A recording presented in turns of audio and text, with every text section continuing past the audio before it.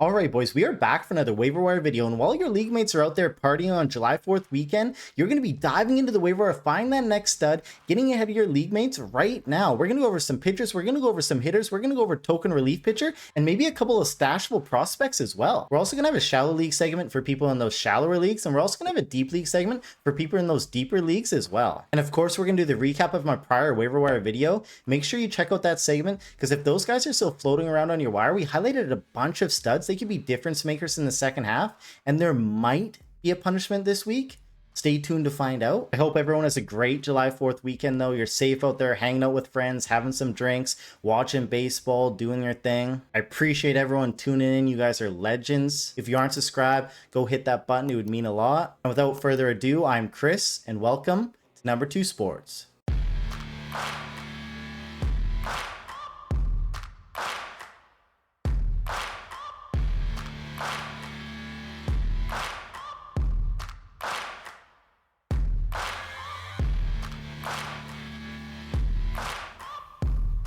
Okay, first up on the list, we're going to go with the guy who's been out all year, but finally debuted today on Friday, and that's Ha-Seong Kim off the Tampa Bay Rays. So Kim got hurt last October, then underwent surgery, declined his option with the Padres, then signed with Tampa Bay in free agency, 2 years, $29 million. He's actually the highest paid player on the Tampa Bay Rays payroll. So with that being said, he's going to get allotted all the playing time that he can handle, because it's not like the Rays to pay these guys. So if they're paying you, they want to see what they got. They want to get you out there every day, getting as most bats as possible. So with San Diego, his biggest asset was his speed. He was definitely mostly a speed threat, but he also has the potential to get you anywhere from 10 to 20 home runs across the full season.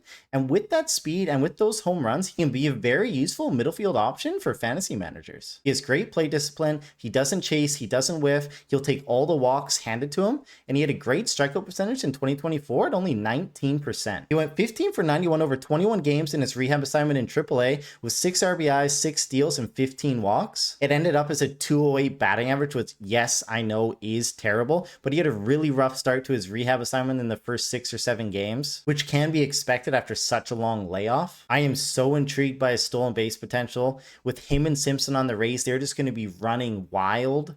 Anyone seeking steals, they have to pay attention to this guy. Tampa Bay could just be like a catcher's worst nightmare. Just note, there are a lot of red flags in his profile if you're expecting to count on him on stuff consistently other than steals. But honestly, who doesn't have some sort of risk at this point in the season? We are strictly chasing upside. And just to add in, I was recording this as he was making his debut today. He went 1 for 3 with a single and a swipe. And in the 7th inning on that steal attempt, he also got caught stealing too. He came up a little tight with his calf, said after the game that it was nothing to worry about. He's still just day to day. It was a little injury scare, but it seems like he's fine. But it is something just to double check, see over the weekend, see if it tightens up on him.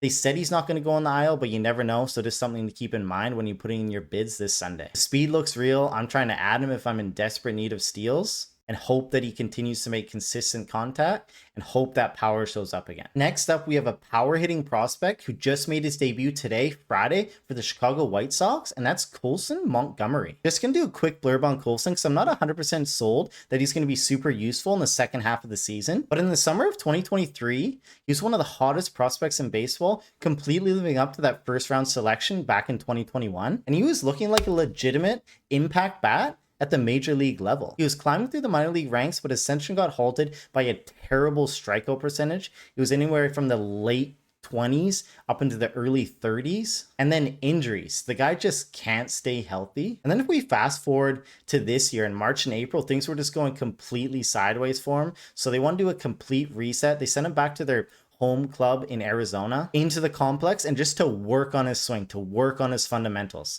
And he returned back in AAA in mid-May, and the results, they speak for themselves. There was a lot of improvement. Once a mainstay in the top 100 prospect list, even top number 17 at one point in the summer of 2023, he's fallen out of that greatly. I think he's around 95 right now, just before he got called up. But the one thing with him is his undeniable skill set and undeniable talent has always been there, and that raw power.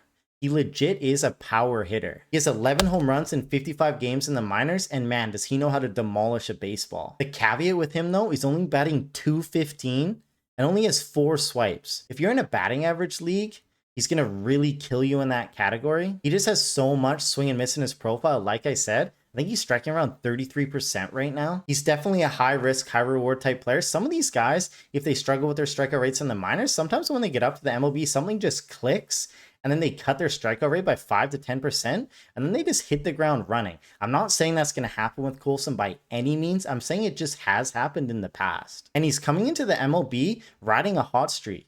In his last couple weeks in the minors, he's been stashing 351, 415, 851 with a 1.226 OPS. Add in those 4 runs, and he's had a great couple weeks in the minors, like I said. If you're hurting in the shortstop position, I wouldn't mind it.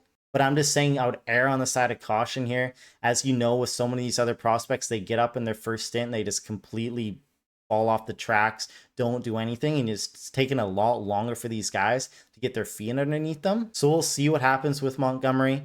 Again, undeniable raw talent, raw power. I would just be a little cautious with it and wouldn't expect a ton in the batting average category out of the gate. Next up, we're going with a guy that I actually recommended ages ago, or at least it feels like it was ages ago, back in April 27th waiver wire video, and that's Zack Gelof off the the Sacramento Athletic. So depending on your league, this guy probably has a pretty long transaction list. I assume he was drafted in most leagues, then he was dropped when he got hurt again, and then he was maybe picked up when he was nearing his return and then got hurt again and was dropped. So he's still probably on a lot of people's waiver wires, just floating around there. But he finally debuted this season. He was back tonight, Friday. And like I said, way back in April 27th, I really like his upside. He was a guy that I tried to stash even this entire time in the majority of my leagues. In some, I couldn't, and I let him go, and he actually just got scooped up a few weeks ago, so I was kicking myself for that. But instead of rehashing all that stuff, I'm actually just going to clip in some of the main points I said in that April 27th video in here. Zack had a sensational rookie season in 2023, batting .267 with 14 home runs and 14 stolen bases, showing off that coveted power speed combo you guys are probably sick of hearing me talk about by now. His underlying stats also supported his on-field play, even though they didn't jump out at you, they weren't that concerning. But then 2024 happened. He batted a pitiful .211 in 138 games. He still had some nice pop to his bat, but the average and the strikeouts absolutely killed you. He led the AL with 188 strikeouts last season, which is an honor you don't want to receive, which led to a 34.4 strikeout percentage. Regardless of how ridiculous that is, the upside I see is his 17 home runs and 25 swipes. What I'm hoping for is that he worked in the offseason to bring that strikeout rate down to a manageable number without sacrificing too much pop in his bat. And his last season in AAA, he batted over 300, so he has the tools to do it. It'll all depend if he can just put it together. And if he can, the A's lineup is so much more improved this year with Rooker, Soderstrom, and Butler that pitchers will actually have to start pitching him honestly. And I think he could be a difference maker at second base. Okay, we're back to the present. Man, I forgot how crappy that camera looked, or at least compared to this one. Like, you couldn't even tell that I was wearing lipstick in that old one. Jokes aside, though, I like Gelof. I like his upside. The A's lineup is much improved, as we've kind of talked about this year. If you have an open spot, go get him right now. I like him for 2-bag. Again, you don't have to be that useful to be a solid second baseman this year. Next up, we have a guy that's probably a popular name right now, floating on a lot of waiver wire videos or waiver wire articles, and that's Thairo Estrada from the Colorado Rockies. Okay, I'm just gonna jump out and say right now, I'm honestly not that interested in him. His entire profile screams regression to me, and yeah, I get it, he plays in Coors Field, and some of that stuff probably will stay inflated, but I don't want to buy any of it if I'm dropping anyone with a heartbeat of value. His expected batting average is 70 points lower than his actual. His expected WOBA is 70 points lower than his actual, and his BABIP is running around 350 right now, which is about 50 points higher than MLB average. He's hitting more ground balls and less fly balls, and also pulling less balls in the air, which is not a recipe for success, or at least fantasy success. And if that wasn't enough, he's swinging at pitches more outside the zone, so he's swinging at pitches that are harder to make solid contact with. And his 3 contact metrics, so his outside zone contact, his zone contact, and just his contact percentage in general, are all down this year. It's just a profile that I don't really want to buy into right now, but his one saving grace is that he has that 2-bag eligibility. And like we're just saying with Gelof, you don't have to be that great to be a viable second baseman this year. So if you are desperate, I don't completely hate the idea. I'm just saying let's temper expectations. I do not think we're getting that 2022-2023 San Francisco Estrada here, where he was a decent power speed guy, but maybe I'm tripping. I don't know. Maybe I'm hating on him way too hard. Let me know what you guys think down in the comments below, and if you guys are adding him to your squads. Next up, we have a really exciting prospect who's probably one of the best hitters in the minors right now, and that's DeLauter off the Cleveland Guardians. A 23-year-old top prospect from the Guardians, and man, when this guy is healthy, he can sure hit. He just reached safely in all 30 games that he's played in AAA so far this year. That's crazy. I honestly think he's going to make his debut sooner rather than later. But again, I'm done with the guessing game. Just the Guardians are on a losing streak. on a losing skid. They're not scoring a ton of runs. They're having trouble hitting the ball. And that's all that Chase is doing down in the minors. He has a great combination of contact power and plate discipline that should help him succeed at the highest level. His hitting profile is very fantasy friendly. He just needs to stay healthy, and he hasn't so far this year. He's been hurt more than healthy, which is why him tearing stuff up in AAA just feels like wasted reps when the Cleveland Guardians need an impact bat now. He should be able to spray line drives all over the park. It's good for lefties to hit in Cleveland, so it should be good for his pull side. He's a very intriguing cash standard if you have an open bench spot right now, or even better, an open NA spot. If you have an open NA spot, pause this video, go get him right now. I like this kid. I like his outlook. I like his potential. Just who knows when he's going to get called up, but talent always prevails. Talent always pushes you to the highest level. And I think that's probably what's going to happen with Chase. All right, let's get into a token relief pitcher. And yet, you guessed it, Chris's 2-for-1 special coming up right now, baby. I hope you guys are hungry. Okay, so for the first pizza, or the first relief pitcher, we're going Randy Rodriguez off the San Francisco Giants. Now, I know we've talked about Randy before, but it's just how good I think he is. He has 97, 98 mile per hour fastball with 18 to 19 inches of vert, and then he follows that up with a nice tight slider at 85, 86 miles per hour, all with decent extension at 6.6 feet. He can locate both perfectly, so it's no wonder that nobody can touch this guy. He's a future closer in the waiting, and like I said, if you're in a holds league, this guy is a must grab. So if Duvall struggles, or Rodriguez just continues to be the most dominant pitcher in all of baseball, or relief pitcher I mean, I think his time will come that he'll get a chance to be the full-time closer sooner rather than later. I like Rodriguez for all leagues. Hey, and if you've missed out on Randy for a second piece of pizza or a second relief pitcher, you can just go get yourself a Ronnie Henriquez off the Miami Marlins. So it looks like Ronnie's going to get the chance to be the closer of Miami, or at least be the lead dog if it's some fluid committee type deal. He has a 4-pitch arsenal with a sweeper, a 4-seamer, a changer, and a slide up, which is very rare, very different for a reliever. Usually they just have like a 2-pitch arsenal or maybe a 3-pitch arsenal that they work off. This is more of like a starter's arsenal. But the craziest thing is he gets whiffs on all of them. So like no wonder he uses all 4 pitches in most of his outings. In his last outing, his 4-seamer had 20.1 inches of vert and was hovering around 97, 98 miles per hour. That's straight nasty. He has high upside strikeout potential, as you can just say with that fastball and that 4-pitch arsenal, always keeping hitters off balance, not sure, not knowing what's going to come next. He still walks a bit too many people for my liking, but if you're in desperate needs to saves, you have to go get him right now, just in case he completely runs away with this closer gig for Miami. And I know it's Miami, so they're not the best team. They're not going to get a ton of save opportunities.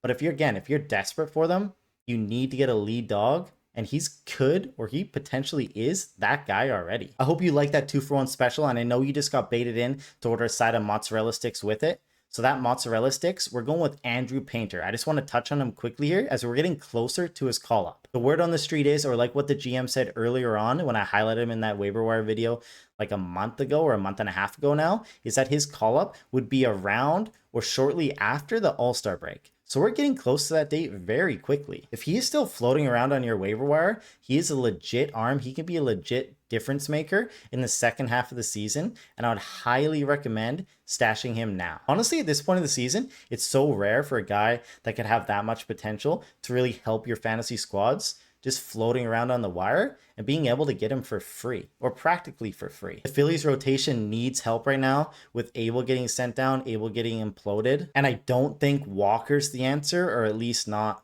long-term over a consistent basis. I love his upside. I love his potential. I love his talent. He's worth chasing everywhere. Also, everything I just said applies to Bubba Chandler as well. It's just who knows when he's going to get called up. Sheesh. Next up, we have the shallow league segment, and all these guys are going to be based off Yahoo percentages. I'm going to highlight guys anywhere from the 30 to 60% owned range, so it could be 8-man leagues, 10-man leagues, or even some 12-man leagues. So make sure to check out these guys, see if they're available in your league. First up, we're going to repeat from last week, Kyle Stowers. He's still absolutely mashing the baseball, was currently just on a 9-game hit streak, which has come to an end. I love all his underlying metrics. Besides his strikeout percentage, he still needs to get that down. I am still kicking myself over dropping him in one of my leagues. Next up, we have Cam Smith, who I highlighted in a waiver video a couple weeks ago. So we're going to go over him in the recap. So I'll keep this brief. He's so locked in right now. I love his upside. I love his potential. I love his spot in the order. He should only get better. His roster rate should be higher. We keep going on with Addison Barger, another staple of this channel. He just had a ridiculous game on the second, showcasing his elite potential. I love all his hard hit metrics. They're all at the top of the league still. And the Jays are looking a lot better. Look at them going. They're scoring runs in bunches.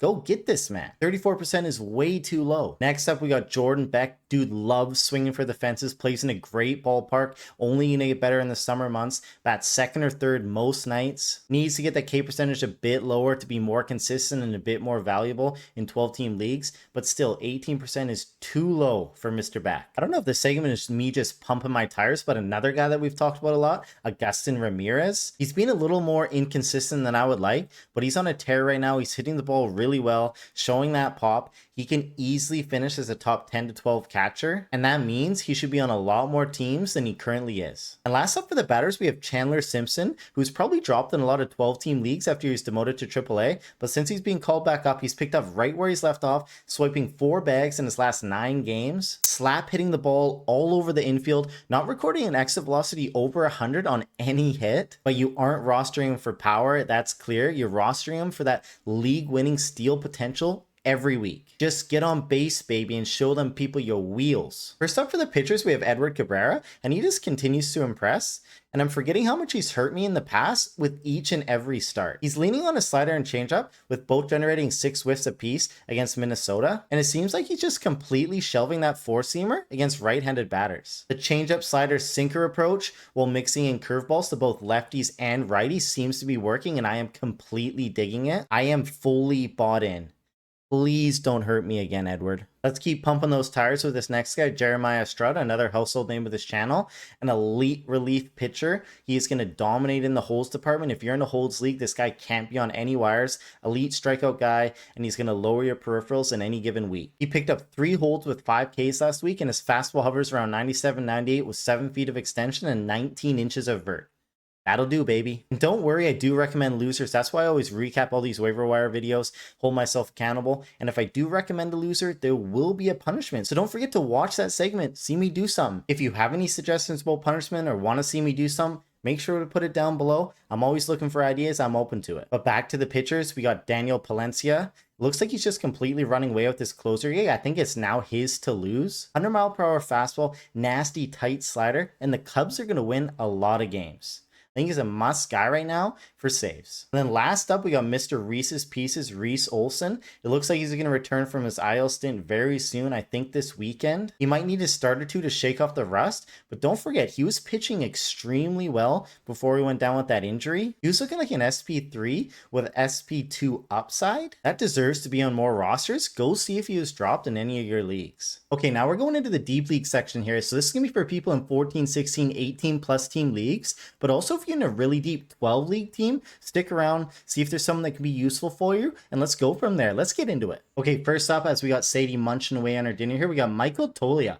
off the Colorado Rockies. And again, he's playing half his games in Coors Field. He's making a lot of contact right now. And just a Colorado Rockies hitter in the summer months just makes me feel warm inside. He can have some power, he can maybe swipe some bags. I think he'd be useful in deep leagues. Next up, we got Joey Ortiz, and I'm freaking as hungry as Sadie is right now for that mustache. That mustache game is 10 out of 10. But he's another power speed guy with a decent hitting kit who's going to be playing every day. Here's a little retro throwback name, Tommy Pham. He's playing pretty good right now, but there's a little caveat to this. If he gets traded to a contender, he's definitely going to be a bench bat in most situations. So this is more like if he doesn't get traded and he's getting at least close to everyday bats, he'll be useful. But yeah, if he's traded, he's probably only going to play a couple times a week, pinch hit here and there, and you will just be left on the wire in every deep league. Next up, we're going Dominic Canzone. And if you're in a daily lock league, this is the guy for you since he's in a strict platoon. If he's up against a right-hander that day, throw him in your lineup and hope he hits a bomb. I don't mind his power profile at all. Here's another name, a blast from the past, Brian Hayes. Seems like it was a lifetime ago that he was such a highly touted guy, just oozing with potential. That's come and gone, but he's playing pretty well at the dish right now. He still has a decent hitting kit, and he's being productive in multi-categories. I like him for deep leagues right now. Well, he's seeing the ball well. On to the pitchers now. So the first pitcher we're going with is Matt Strom off the Philadelphia Phillies. It's kind of a fluid situation there in the closer role. He could get some save chances or some high leverage situations. I think he's best fitted or more suited to face lefties and righties, so he could get some more appearances on the mound. He's not bad for deep leagues right now, and look for saves. Jansen Junk, last name explains it all, baby, Mr. Junkie. Again, he's prone to blow up games, but we're talking deep leagues here. It can't be perfect. He's going to have some good games, going to have some bad games. We hope more good than bad. A repeat from last week, Sir Anthony Dominguez. He's getting a back-to-back treatment. He's just nasty. What can I say? I can't resist. I love this guy's arsenal. Next up, we have Aaron Ashby. And man, he has some downright nasty pitches. Just look at this slider curveball combo. Hitters are completely clueless. He was on the path to maybe be a productive starter, but injuries have just completely derailed that. I think he's definitely worth a gamble on in deep leagues. And last up for the deep league pitchers, we're going Trevor Rogers. And if he continues to pitch well, I'm going to have to bump him up to the main section pretty soon here. Lots of talent in that arm. He's kind of a must-grab guy right now when he's pitching like this in deep leagues. You got to see where it goes. Okay, it's time for that recap. We're going to recap my waiver wire video from week 13, June 21st. And I know there's a couple guys that we absolutely hit on in that video. So you're going to want to double check your wires, see if they're still available. Because if so, I'm trying to add them everywhere. And there might be a couple bad misses as well. So let's dive into it. Let's get into it. Let's see if there's a punishment or not. First up, we have the electrifying rookie pitcher out of Cincinnati, Chase Burns. And somehow we actually beat the breakout here, highlighting him a couple days before he surprisingly got called up. And his first start was exceptional against the Yankees. I know his stat line probably didn't look the greatest on paper, ending with a 5.4 ERA through 5 innings, but if you watch the contest, he was sensational. He struck out the first 5 batters that he faced and became the first starting pitcher in his debut to do that since the expansion era. He finished that outing with 8 Ks, 6 hits, and 0 walks, and his arsenal was just as electric as it had been in the minors. It wasn't all sunshine and roses though, because against his next start against Boston, he got absolutely destroyed.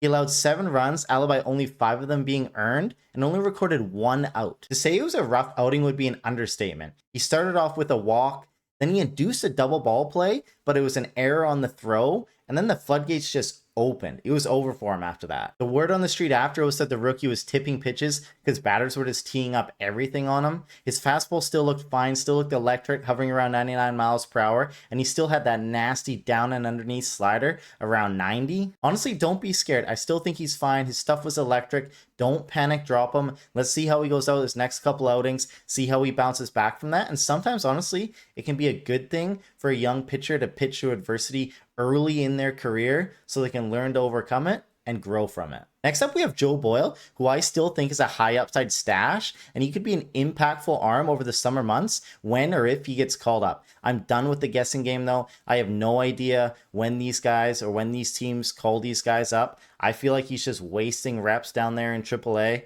He looks like he's ready to get another shot back in the show. Who knows when that'll be? If you have an NA spot, keep him on there. He could be an impactful player over the summer months. Next up, we have Ben Casparius, who's still following Ohtani as a bulk reliever, and he had a couple shaky outings against Washington and KC. He's still getting a lot of whiffs and high chances for Ws, but if he's going to destroy your peripherals in a week, I just don't think he's worth holding on to anymore. I have no idea if he's going to become a starter or if he's going to get the opportunity to become a starter. So you also have to consider that if you're holding on to him for that hope. Sheehan definitely deserves another look over him, in my opinion, and I think he's going to get it this weekend, so we'll see. I'm definitely okay with cutting him loose, and I'll eat an L here. Next up, we had Jacob Lopez, who was amazing in his first start. He fired 7 shutout innings with 6 Ks against a good Tigers lineup. Things went off the rails in his next start against Tampa though, allowing 3 earned runs in just 3.1 innings of work, with only 1 K. Remember what I said about him? If he has pristine command, he's going to be great. But if he has outings where he has shaky control, where he can't locate those corners, where he can't paint those dots, he's going to struggle. And that's exactly what happened against Tampa. He needs to stay on the edges, and if he doesn't, he can get hit pretty hard. And he did. I still like him though. I want to see if he's going to bounce back. I'm still trying to hold him everywhere in 12-team leagues. Next up, we had Emerson Hancock, and all I need to say is this right here. I was definitely too hype on the name, definitely too hype on that potential. I'm a Mariners fan, so maybe that a little bit of bias in there as well. I thought he was pitching all right, though. He was pitching decent. He wasn't like blowing anybody away by any means. But man, he had a couple outings where he just absolutely imploded. And then rightfully so, the Mariners sent him back down to AAA. That is a big L on my part. Big L. We keep going on. Next up, we have Brayan Bello. And man, keep throwing that cutter and keep locating that 4-seamer upstairs, and I can see how this success can be sustainable. He's now had 5 quality starts in a row, and his last start was in that suspended game where he went 5 innings, only gave up 1 hit, but it was a 2-run bomb. and then he was perfect after that. He's missing bats. I love his new pitch mix. I think he has potential. I'm holding him everywhere. There was definitely no house call here with Brady. He chipped in some hits, chipped in a few steals, few RBI, but pretty much it was empty stat lines for the last couple weeks. His expected batting average is actually supposed to be around 300, but his actual one's hovering around 230. So you can say that he's been a bit unlucky at the dish so far this year. In redraft leagues, you can definitely move on. There's no need to hold him right now. I would definitely keep an eye on him though, see if he catches fire in the summer months, because I do like his fantasy game. I do think he has potential. It just may not happen this year. Next up, we had the contact first baseman, Nolan Schanuel. And he's actually had a pretty good couple of weeks. He's hit a few home runs, showed off that OBP potential, and racked up some RBIs. He has that 2 spot in that lineup locked down, still with exceptional plate discipline, evidenced by only 1 strikeout in his last 32 at-bats. He's a solid bench guy, solid depth guy for 12-team leagues with potential for a lot more, I think. I like his profile. I'm excited to see what he does over the summer months. Next up, we had the Roid boy, Mr. Profar, and man, he's back, baby. He's homered in back-to-back outings since his suspension was lifted on Wednesday, and he looks like he's completely back in form already. He's actually ended up batting 5th in the order, which is kind of like a little reverse Uno card, because they're saying that he's going to be batting in the 2-hole sandwich between Acuna and Riley all season leading up to this point. The 5th spot is still decent. Obviously, it's a good spot in that Atlanta lineup. I love his upside. I love his potential. I think he's a must-add everywhere. I just want to see where this goes. I'm excited. We follow up that banger with another banger, Cam Smith. What a stud. I know I was a little late to the party in those super competitive 12-league teams. He's probably already scooped up prior to me mentioning him, but man, he's been on a tear lately. He's absolutely smashing the baseball, showing maturity beyond his years for a hitter at his age. He's only 22 years old. Again, similar to Profar, I think he's a must roster guy in 12-team leagues, maybe even some shallower 10-team leagues as well, depending on what your corner infield position looks like. And man, the Astros have sure turned it around to a disastrous start to the year. They're just leaving the Mariners in the dust. And Cam Smith is a huge reason why. Every time I see this guy's name, I just want to say onion, but it's Orion Kerkering from the Philadelphia Phillies, and he's still going to be in the mix for a closer role, but he's still having control issues. He's still walking too many guys, so it's going to be an in and out rotation there, and honestly, I think Philly's going to add somebody to their bullpen, so it could be a little fluid situation going forward. Still, though, he has high upside strikeout potential, and if he's going to get some saves, he's going to get some holds, he can be useful in 12-team leagues. Look at how perfect this font fit. It only took me 3 times to change it. I don't know if you guys noticed that at the beginning of this segment. And last up, saved the best for last. Talked about him a billion times. Not going to say much about him. Nick Kurtz, baby. What a stud. He's in a little 0 for 10 streak, little skid right now. So I always am curious to see how young hitters are going to bounce back from adversity. But yeah, don't need to talk about him anymore. You guys know how I feel. Okay, so to do a little recap here, we're going Burns good. And I know you're probably looking at his box scores thinking it's terrible, but no. I still think he has so much potential. He's going to be good. Have patience. Lopez good. Bello good. Smith good. Profar good. Kurtz good. In the average, we'll go Boyle. Nothing's changed with him. Schanuel, even though I think he could be in the good column. And we'll go Kerkering Onion Boy to round out that tier. And in bad, we're going Casparius, Hancock. And we'll go Brady House. Didn't take one to the house for me. So if we punch all this in on my punishment calculator, we get a punishment.